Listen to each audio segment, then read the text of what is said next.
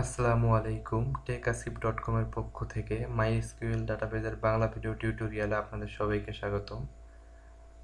আজ আমরা ক্রুড অর্থাৎ CRUD এর ডিলিট সম্পর্কে জানব।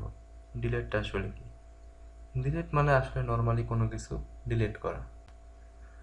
তো ডিলিট করার আগে অবশ্যই ভেবেচিন্তে আপনাকে ডিলিট করতে হবে। তো আমরা দেখি আসলে একটা রো কিভাবে ডিলিট করে ডাটাবেজের টেবিল থেকে। ওকে, তো মনে করুন আপনি যে আমাদের যে ক্যাটস টেবিল আছে তার যার নাম ইক, আসলে আপনি তাকে ডিলিট করতে যাচ্ছেন। তার একটা কমান্ডটা কি হবে? ডিলিট করার সিস্টেমটা হচ্ছে প্রথমে ডিলিট লিখতে হবে, এরপর ফরম ক্যাটস অর্থাৎ ডিলিট ফরম ক্যাটস, মূলত ইংলিশ মানে যেরকম ওই রকমই আসলে এখানে কমান্ডগুলো এসকিউএলের। Delete from cats table name অর্থাৎ table name where name equal ইক, অর্থাৎ নেম যে আমাদের কলাম আছে তার মধ্যে যেখানে যে রোর মধ্যে ইগ আছে সে রোটা ডিলিট হয়ে যাবে ক্যাট টেবিলের। এখন আপনি যদি ডিলিট ফরম ক্যাটস দেন অর্থাৎ এই যে হোয়ার ক্লোজটা দিয়ে স্পেসিফাই না করেন, সেক্ষেত্রে কি হবে? আপনাদের মনে আছে যে আমরা আপডেটের সময় কি হয়েছিল, সব আপডেট হয়ে যায়। এরকম ডিলিট ফরম ক্যাটস দিলে টেবিলের সব ডাটাগুলো ডিলিট হয়ে যাবে। কিন্তু এখানে একটা আপনার কনফিউশন সৃষ্টি হতে পারে, সেটা হচ্ছে ড্রপ টেবিল ক্যাটস দিলে কি হয়, টেবিলটা মানে ড্রপ ইউজ করলে হয় কি টেবিলটা পুরা একদম টেবিলটাই ডিলিট হয়ে যাচ্ছে, মানে টেবিলটা ক্যান্সেল।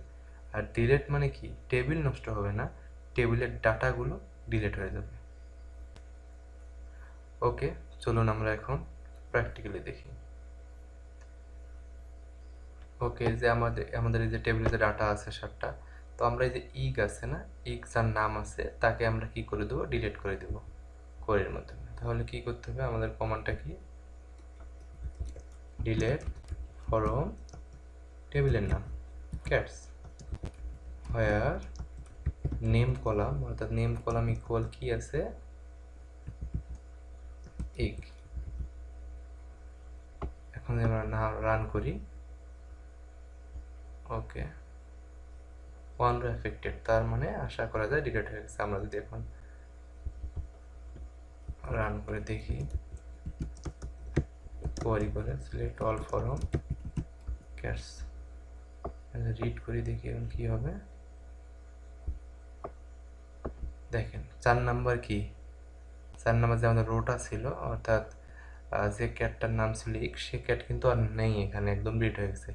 এরকমভাবে আপনি ইচ্ছে করলে কোয়ারি করতে পারবেন, হোয়ার নেম ইকুয়াল মিষ্টি, হোয়ার ক্যাট আইডি ইকুয়াল 5, বা আপনি করতে পারবেন হোয়ার এজ ইকুয়াল 50। এখানে কিন্তু এজ ইকুয়াল 50 দিলে সব রোই ডিলিট হয়ে যাবে, কারণ প্রত্যেকটার এজ ইকুয়াল কি আছে, 50 আছে।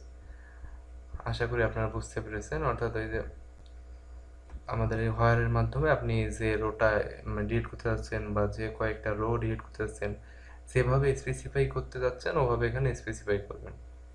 এখন আমরা যদি এইটুকু বাদ দিয়ে দেই, সেক্ষেত্রে কি হবে, ডিলিট ফরম ক্যাটস আমরা কোনো হোয়ার দিয়ে স্পেসিফাই করিনি, সেক্ষেত্রে 6 রো এফেক্টেড। তখন আমরা যদি রান করে দেখি আসলে কি হলো, সিলেক্ট অল ফরম ক্যাটস।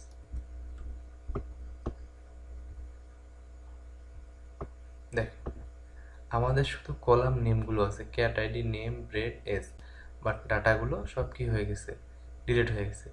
কিন্তু আমরা যখন ড্রপ টেবিল করি, ড্রপ টেবিল ক্যাটস এই যদি কমান্ডটা আমরা রান করি, সেক্ষেত্রে কি হবে, আমাদের ক্যাটস টেবিলটাই ড্রপ হয়ে যাবে, অর্থাৎ ক্যাটস টেবিলটাই ডিলিট হবে। আমরা দেখাই ড্রপ টেবিল ক্যাটস, এটা অনেক সময় কনফিউশন হতে পারে, এজন্য আমি দেখাই দিলাম। এখন দেখেন এই যে এইদিকে লক্ষ্য করেন, আমাদের যে ক্যাটস নাম টেবিল আছে এটা কিন্তু আর থাকবে না। ওকে, দেখেন ক্যাটস টেবিলটা চলে গেছে। আশা করি আপনারা ডিলেটটা বুঝতে পেরেছেন। না বুঝতে পারলে তো অবশ্যই আমাকে কমেন্ট করে বা যেভাবে হোক জানাবেন, আমি ইনশাল্লাহ নেক্সট টিউটোরিয়ালে বোঝাই দেওয়ার জন্য চেষ্টা করব।